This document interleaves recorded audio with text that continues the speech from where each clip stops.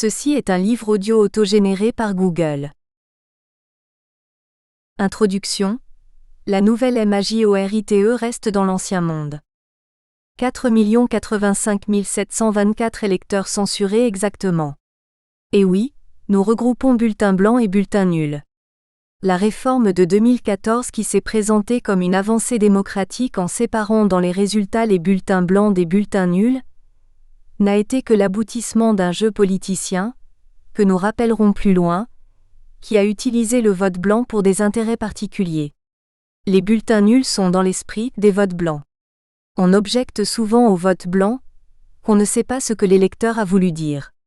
Même si un bulletin se déclarant pour un candidat n'est pas plus clair, et recèle des significations très différentes d'un électeur à un autre, on comprend que le citoyen qui conteste le choix du candidat fait par le parti qu'il soutient d'ordinaire ou dont le parti a été éliminé, ou même encore n'a pas pu se présenter, se sente frustré par un simple bout de papier blanc pour exprimer les motivations de son non-choix et ajoute un commentaire pour préciser son vote. Dans les enquêtes sur les intentions de vote, on n'a jamais de sondés qui disent qu'ils voteront nul. Ils diront « je vais voter blanc », même s'ils savent qu'ils écriront quelque chose sur le bulletin qui le rendra nul. Les cas de mauvais bulletins parce que l'électeur s'est trompé sont infinitésimaux. Seule l'intégration des bulletins blancs dans les suffrages exprimés avec la mise à disposition de bulletins blancs officiels dans les bureaux de vote pourrait amener à disqualifier des bulletins non conformes. Pour l'instant, si l'électeur veut voter blanc, il doit soit confectionner lui-même un bulletin blanc et vierge, soit remettre une enveloppe vide. Si à l'avenir le législateur décide enfin de placer sur un pied d'égalité ces bulletins avec ceux qui portent le nom d'un candidat, et qu'il demande que soit mise à disposition des électeurs, à côté des bulletins nominaux, une pile de bulletins blancs officiels, il pourra exiger que ne soient ainsi pris en compte que ces derniers et refuser ceux qui auront été détournés, déchirés, froissés, maculés, complétés par des écrits. Ce dernier point mériterait, selon nous, d'être débattu parce qu'il s'agirait encore de censure, mais ce n'est pas le propos de ce livre. Aujourd'hui encore, été 2017, le vote blanc est brandi par une opposition déboussolée pour essayer de faire bonne figure en début de mandature face à une majorité inexpérimentée et maladroite. Quand on a été battu à plate couture, au lieu de comprendre pourquoi on a été ainsi désavoué, on préfère clamer que le vainqueur a été mal élu.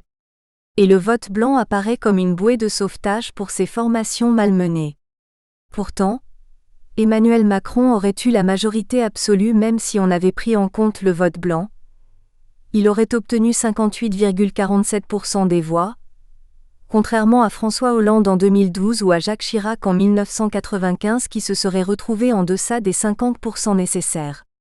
Peut-être même que si le vote blanc avait été reconnu en 1988, François Mitterrand n'aurait pas franchi la barre de la majorité absolue.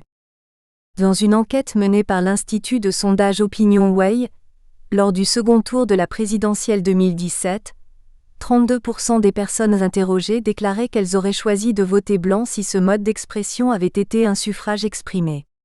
Le score d'Emmanuel Macron aurait alors été de 43,6% au lieu de 66,10%. Mais tout ceci relève de l'Uchronie. À l'Association pour la reconnaissance du vote blanc, nous préférons ne pas réfléchir en fonction des échéances électorales fraîchement passées ou à venir. Pour nous, cette question relève d'une vision philosophique de la démocratie représentative. Il faut se dire que si on lui donne une valeur égale à celle d'un bulletin pour un candidat, ce sera pour les 100 ans qui viennent. Certains nous traiteront d'optimistes béats, qui croient que notre système électoral fonctionnera au XXIe siècle sur un modèle identique à celui d'aujourd'hui, alors que les mutations actuelles du monde ne peuvent que bouleverser notre pratique démocratique. Peut-être en effet une révolution fera-t-elle qu'en 2130 les règles actuelles n'existeront plus. Mais c'est ce que pouvaient se dire les gens au début du XXe siècle, quand on discutait des méfaits probables de l'introduction de l'isoloir et de l'enveloppe dans les bureaux de vote. En effet, il a fallu attendre la veille de la Grande Guerre pour que la République française accepte que l'électeur puisse assurer la confidentialité de son vote grâce à ces nouveaux outils. Cette mesure avait sûrement en vue les législatives de 1914, sans imaginer que l'on aurait 2 guerres mondiales dans la foulée et qu'au siècle suivant, en 2017 par exemple, les électeurs entreraient encore dans un isoloir et glisseraient leur bulletin dans une enveloppe elle-même déposée dans l'urne. Le vote blanc, c'est donc tout simplement le respect des principes que chacun dit respecter. Égalité de tout électeur face à l'urne, un homme, une voix, quel que soit le bulletin remis. Liberté de se positionner face à une offre contrainte par les états-majors des partis politiques, en ayant la possibilité de la rejeter. Reconnaissance de la responsabilité de chaque électeur. Enfin considéré comme un adulte, et non plus comme un enfant à qui il faut tenir la main de crainte qu'il ne fasse que des bêtises. Le vote blanc est donc un dû, une évidence, quand on a la démocratie chevillée au corps. Il ne doit pas avoir à montrer patte blanche, à exposer des vertus miraculeuses pour être admis. Certains élus affirment qu'ils feraient baisser l'abstention, jouant aux vendeurs d'élixirs de jouvence de l'époque du Far West. Il ne faut pas y compter. L'abstention aura toujours plus facilement des scores bien plus élevés que celui du vote blanc. L'électeur qui voudra que l'on parle de lui, qu'on s'inquiète de lui, fera toujours mieux de choisir un candidat démagogue ou de s'abstenir que de voter blanc. Les élus qui défendent le vote blanc en affirmant que celui-ci contribuerait à faire diminuer l'abstention, veulent lui faire réaliser ce qu'ils ne sont pas capables de faire alors que cela relève de leur responsabilité. La participation sera forte quand les formations politiques joueront pleinement leur rôle de laboratoire d'idées, et que les candidats qui les représenteront sauront avoir de vraies convictions. Si l'abstention baissait un jour pour arriver régulièrement à des taux bas, c'est peut-être qu'une nouvelle génération de responsables politiques, aiguillonnés par le risque d'être rejetés suite à un vote blanc élevé, se serait convaincue de cette nécessité et aurait mis en pratique cette façon d'envisager l'engagement dans l'action publique. Ce n'est qu'indirectement que le vote blanc contribuerait à ramener les électeurs vers les urnes. Le vote blanc est un outil, pas un acteur. Et il y a deux acteurs, les candidats et les votants. Pour que le vote blanc puisse vraiment intéresser quelqu'un qui jusque-là considérait que voter ne servait à rien, il faut envisager un pouvoir de sanction réalisable accordé au bulletin blanc. Beaucoup se contentent, pour l'instant, d'évoquer un seuil de 50% au-dessus duquel le vote blanc entraînerait une nouvelle élection avec de nouveaux candidats. Ou alors que son score soit supérieur à celui du premier des candidats. Autant dire que cette hypothèse correspondrait à un état de délitement du politique avancé, aboutissant plutôt à des émeutes voire à une guerre civile, qu'à une expression paisible d'un mécontentement par l'intermédiaire du vote blanc. Il faut donc réfléchir à un seuil significatif tout en étant concevable. Dans un des chapitres, nous abordons ce point avec Alexandre Malafé du think tank Sinopia. Le fait de parler de sanctions, d'annulation du résultat d'un tour d'élection, saisit d'effroi les élus. Le vote blanc serait pour eux source d'embrasement révolutionnaire. C'est symptomatique de la méfiance que tout responsable éprouve envers le peuple. Que feraient les électeurs avec un vote blanc reconnu et doté d'un pouvoir de révocation? À l'horizon du siècle à venir, on n'en sait strictement rien. Des personnes qui disent défendre le vote blanc veulent se porter candidat en son nom, brandir un étendard, et clament que la foule des mécontents va se rallier à ce bulletin pour l'emporter et pouvoir convoquer une constituante, faire accéder au pouvoir des gens qui jusque-là n'y étaient pas, afin de faire aboutir une société harmonieuse reposant sur leurs idées. On baigne, on le comprend, dans un conte de fées. Olivier Durand, Daniel Gaxi et Alexandre Malafé. L'Association pour la reconnaissance du vote blanc, elle, veut tout simplement ajouter cette corde à l'arc des électeurs. Parce que c'est intrinsèque à nos principes comme il a été dit plus haut, et sans préjuger de ce qu'il adviendra. Les citoyens s'en empareront-ils, bien ou mal, le dédaigneront-ils? Resterait-il à moins de 1% à la plupart des élections des 50 prochaines années? Qu'il demeurerait un garant du fait démocratique, tout comme la possibilité qui a été offerte à un candidat comme Jacques Cheminade de se présenter à 3 reprises pour réaliser des scores lilliputiens. Créerait-il le désordre? Sauverait-il les institutions de dérive? Ce serait aux commentateurs d'en évaluer les effets, et on peut gager que les 10 commentateurs ne tomberaient pas d'accord sur le diagnostic. Nous demandons que le ministère de l'Intérieur, responsable du fait électoral, réfléchisse à un statut de l'électeur. Pour l'instant, le gouvernement nommé par le président de la République ne s'intéresse qu'au statut de l'élu, et cela a été son premier projet de loi en juillet 2017, qui ne nous inspire qu'un compte-rendu désappointé. Le vote blanc doit se méfier de ses faux amis. Ils sont nombreux. Certains ont œuvré entre 2012 et 2014.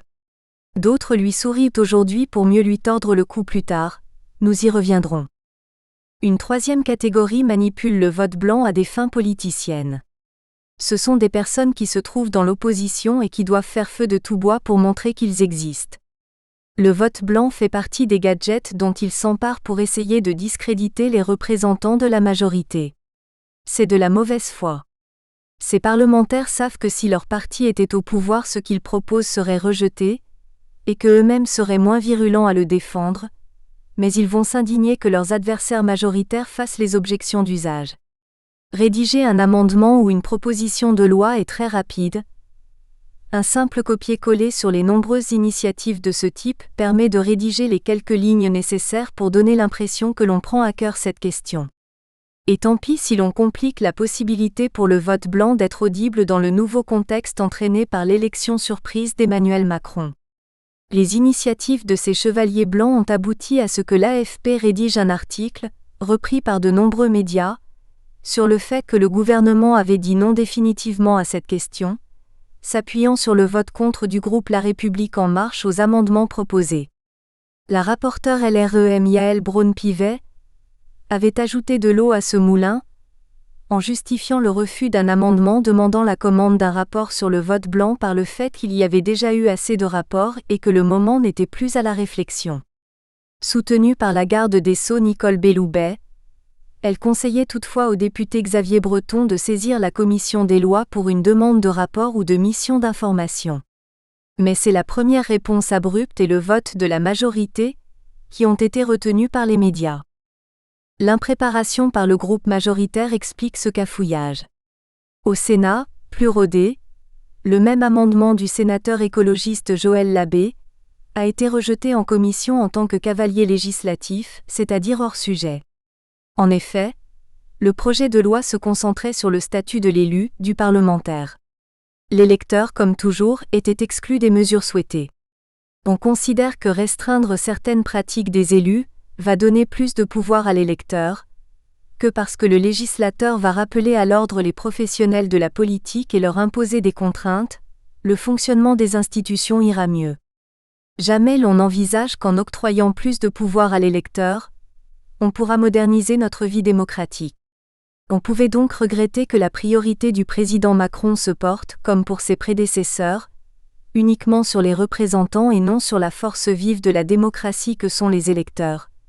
Mais une fois ce constat exprimé, il est clair que le vote blanc n'avait pas lieu d'être dans ce projet de loi. Joël Labbé le savait, tout comme les députés Xavier Breton, LR, Philippe Vigier, Constructif, et ceux du groupe France Insoumise. On peut se dire qu'ils souhaitaient attirer l'attention de la majorité sur cette question, pour qu'un chantier soit ouvert plus tard. Mais quand on leur écrit pour les inviter à créer un groupe de travail consacré au vote blanc, qui réunirait des députés de différents bords pour réfléchir sur cette question, ils ne répondent pas. France Insoumise, en réalité, ne fait du vote blanc que le hochet qui fera passer le vote obligatoire qu'ils appellent de leur vœu. Les socialistes, au moins, ont déposé un amendement uniquement sur le vote obligatoire, sans impliquer le vote blanc. Et la ministre de la Justice, Nicole Belloubet, aurait dû répondre aux auteurs des amendements sur le vote blanc qu'il fallait attendre, pour éventuellement le classer dans les suffrages exprimés, un projet de loi sur le statut de l'électeur, ce qui relève dans notre pays du ministère de l'Intérieur.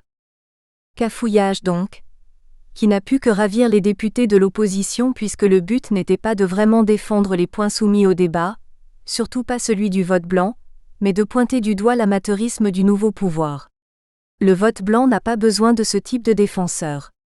Si beaucoup de sujets vont peut-être profiter du dégagisme, provoqué par les élections de 2017, ce ne sera pas le cas pour le vote blanc qui est voué à être confronté à la même hypocrisie. Hypocrisie politique qu'il connaît bien puisqu'il en a été victime de 2012 à 2014, à partir de la première discussion de la proposition de loi du groupe UDI jusqu'à son aboutissement le 12 février 2014. Pour des raisons internes à la création de cette nouvelle formation centriste, les députés de ce groupe ont utilisé le vote blanc dans l'optique d'afficher devant les médias un succès important alors qu'ils étaient dans l'opposition. Cette conquête, démocratique, c'était la séparation des bulletins blancs et des bulletins nuls dans les résultats finaux. C'est comme Napoléon franchissant le Grand Saint-Bernard. D'un côté, il y a la légende peinte par Jacques-Louis David où Napoléon est fringant sur un cheval racé, vigoureux, et de l'autre, la réalité, celle d'un homme fatigué à dos de mule. Jean-Louis Borloo vient de créer l'UDI, et il lui faut un premier fait d'armes pour affirmer sa nouvelle formation. On est fin 2012 et un des siens, François Sauvadet, a déposé en tout début de mandature, juillet, une proposition de loi classique chez les centristes demandant la prise en compte parmi les suffrages exprimés des votes blancs. Le président de l'UDI décide de prendre ce sujet pour la niche parlementaire que lui offre le statut de l'opposition, c'est-à-dire la possibilité d'imposer un thème de débat dans l'ordre du jour de l'Assemblée. Mais la revendication pour le vote blanc est formulée de telle façon dans la proposition de loi de son collègue Sauvadet que les chances de victoire sont nulles. Jean-Louis Borloo profite donc de ces rencontres off pour détourner cette difficulté. Il lui arrive régulièrement de discuter avec le socialiste Jean-Jacques Urvoas, devenu quelques mois plus tôt président de la commission des lois, qui avait déposé à la fin de la mandature précédente, quand il était encore dans l'opposition, une proposition de loi sur la distinction bulletin blanc-bulletin nul. Elle était née d'un travail à trois, avec le constitutionnaliste Guy Carcassonne et l'amuseur Bruno Gassio. Ce dernier avait été convié sur plusieurs plateaux de télévision pour présenter un livre révolutionnaire, défendant la fameuse distinction blanc-nul. François Sauvadet reçoit ainsi l'ordre de déposer au nom du groupe la proposition de loi sur le vote blanc, mais pas la sienne, celle du trio de gauche. On se souvient que l'UDI rejette depuis le début le centriste François Bayrou parce qu'il a appelé à voter François Hollande au second tour de la présidentielle de 2012. Appeler à voter pour quelqu'un de gauche, quel scandale! Alors que défendre une proposition de gauche qui est contraire à ce que les centristes avaient défendu depuis 20 ans, quoi de plus logique? Pendant 2 ans, l'UDI va accepter toutes les entorses qu'on lui impose pour faire gagner l'idée des autres. On aura donc un vote blanc grandi parce que séparé des bulletins nuls, mais sans que ces premiers puissent être présents dans les bureaux de vote, ça coûterait trop cher, paraît-il. Et le jour de l'adoption de la proposition de loi, l'UDI triomphe et joue en même temps les martyrs. Il ne faut pas oublier de poser pour le tableau à sa gloire. Jean-Louis Borloo va passer beaucoup de temps en séance, devant les caméras, à trépigner. Pourquoi? Parce que la majorité a pris la décision, par simple bon sens, de n'appliquer la nouvelle mesure qu'aux élections européennes de mai et non aux municipales de mars. Les députés UDI tempêtent, accusant la majorité de vouloir masquer son échec à venir aux municipales. Cette gesticulation est bien sûr pitoyable, mais ce qui est surtout regrettable c'est que la réforme entérinée fait reculer la question du vote blanc. Elle l'affaiblit parce que la plupart des bulletins nuls sont en fait, dans l'esprit de ceux qui les déposent, des votes blancs. Et donc les résultats qui seront donnés ne seront que partiels, plus bas qu'aux élections précédentes correspondantes. Cette loi ne reconnaît pas le vote blanc, elle dénigre le vote nul. Porter un jugement de valeur négatif sur des citoyens venus voter est contre-productif. L'UDI a démontré le peu de considération qu'il éprouve pour tous ces électeurs qui ne choisissent pas un candidat. Ceux qui votent nul parce qu'on les cloue au pilori, ceux qui votent blanc parce qu'on refuse toujours qu'ils deviennent des suffrages exprimés. Ensuite, des aspects pratiques posent problème. Le fait d'avoir refusé qu'une pile de bulletins blancs soit disponible dans les bureaux de vote a fait que quelques communes, au premier tour de la dernière présidentielle, ont d'elles-mêmes fabriqué ces bulletins pour corriger cette absence, ce qui a amené le Conseil constitutionnel à invalider les résultats par ailleurs, aux élections régionales, où les bulletins ont le format d'une feuille A4 parce qu'on élit une liste de personnes, enveloppe vide, qui est considérée comme un vote blanc et plus facilement repérable par ceux qui sont présents dans le bureau au moment du dépôt dans l'urne, parce qu'elle n'est pas bombée comme les autres. Cela est contraire au secret du vote puisque l'on peut savoir quel a été le choix de la personne. Enfin, cette réforme stupide offre une échappatoire facile aux dirigeants des mandatures suivantes, qui peuvent arguer qu'une mesure récente a fait progresser la question du vote blanc et qu'il n'est donc pas pressé de s'y pencher à nouveau. Nous nous passerions donc bien de tous ces faux défenseurs, qui n'agissent que pour leur intérêt à court terme. Le vote blanc est un lieu d'observation idéal pour détecter l'absence de sincérité dans le discours, le manque de conviction, le recours trop rapide à la realpolitik. C'est pourquoi l'Association pour la reconnaissance du vote blanc existe depuis plus d'un quart de siècle. En tant qu'électeur, il est bon de pouvoir démasquer toutes ces hypocrisies. Et quand on vote pour un candidat ou une liste de candidats, on ne l'idéalise pas, on a testé ses faiblesses ou on les teste vite. Le fameux serpent de mer, tel qu'aiment à qualifier le vote blanc les journalistes qui le dédaignent, recèle des richesses de réflexion sur notre démocratie. Voilà pourquoi nous en sommes à notre 3e ouvrage sur le sujet. Et à la dernière page, nous ne les aurons pas encore épuisés. La VANCEEDEMOCRATIQUE en panne, de 1914 à 2014. En France, on a l'impression que notre pratique électorale a progressé au XXe siècle pour s'adapter à l'évolution de la société. Il n'en est rien. Si on pose la question à toute personne en âge de voter, elle parlera du droit de vote accordé aux femmes en 1944 par ordonnance. On pourrait ajouter les 18 à 21 ans, et certains citoyens européens. On est en fait dans la confusion. Ce n'est pas parce qu'on étend une capacité à de nouvelles personnes que l'on améliore l'outil que l'on remet à ces nouveaux votants. Nous votons comme nos ancêtres mâles de 1914. Pourtant, que de bouleversements en un siècle. La France ne peut plus avoir l'impression de dominer le monde, et chacun de nous bénéficie d'un temps à l'école plus long et d'informations accessibles plus nombreuses. Nous sommes dans une société où l'individu s'affirme plus. C'était d'ailleurs la vertu des nouveautés introduites, isoloirs, enveloppes, dans les bureaux de vote par la loi de 1913. L'électeur pouvait s'émanciper de pressions exercées par des structures sociales. Cet électorat qui, à ses débuts, en 1848, pouvait se sentir dépassé par cet acte de désignation commencé avec la Troisième République, a bien le maîtriser et il était temps de le laisser seul à seul avec sa conscience au moment d'effectuer son choix. Aujourd'hui, le bulletin à glisser dans l'enveloppe semble bien insuffisant pour exprimer le message que l'on veut transmettre. L'électeur ne veut plus se satisfaire d'un vote utilitariste, surtout utile pour les formations politiques et frustrant pour le citoyen. La première partie de ce chapitre nous montrera que nous stagnons en toute connaissance de cause. Dans le cadre du 2e épisode de notre collection, intitulé « Un autre électeur est-il possible au XXIe siècle ?», Alain Garrigou nous a paru très bien placé pour aborder ces lourdeurs dans les mentalités qui font que le personnel politique s'avère paralysé face à l'avancée dans les esprits que représenterait la prise en compte du vote blanc, d'autant plus que la population ne pousse pas vraiment derrière. Dans les années 1930, peu de femmes réclamaient le droit de vote. Aujourd'hui, si de plus en plus de sondages montrent que la population serait favorable au vote blanc reconnu comme un suffrage exprimé, il reste difficile de la mobiliser pour franchir le pas. Mais en plus on régresse. 2014, ironie des dates puisque c'est 100 ans après l'introduction des isoloirs et des enveloppes, a été l'année de l'entrée en pratique d'une réforme pour les élections locales, passée inaperçue. La façon de voter a été modifiée pour les communes de 1000 à 3500 habitants, au municipal. Jusqu'alors, dans celle-ci, on pouvait fabriquer son bulletin, écrire dessus, rayer des noms.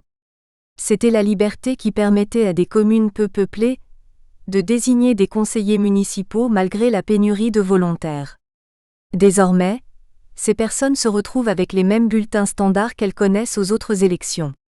C'est un vote muselé, encadré. Par ailleurs, quand certains proposent de passer à un scrutin à la proportionnelle pour les élections législatives, on ne s'interroge que sur la dose à fixer. Jamais sur cette liberté que l'on pourrait laisser à tous les électeurs de France, celle qui existait dans les communes susdites et qui existe encore dans les micro-communes de moins de 1000 habitants.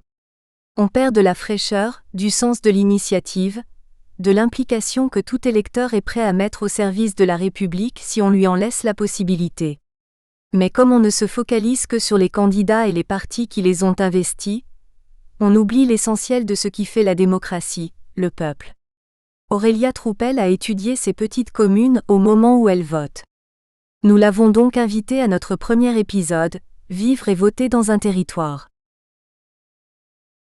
Le vote blanc devrait être aussi naturel que l'enveloppe. Quand le ministère de l'Intérieur argumente sur le vote blanc, Il fait référence à l'article 9 de la loi du 29 juillet 1913 codifié par l'article L66 du Code électoral pour retirer au vote blanc le droit d'être un suffrage exprimé. Cette loi, ayant pour objet d'assurer le secret et la liberté du vote ainsi que la liberté des actions électorales, comprenait 4 dispositions principales: l'enveloppe uniforme, l'isoloir, l'unicité d'inscription sur les listes électorales et une représentation des candidats parmi les scrutateurs. La censure du vote blanc n'est que le maintien d'une mesure prise en 1849. La nouvelle loi a été adoptée en 1913 sans décompte des voix et sans débat.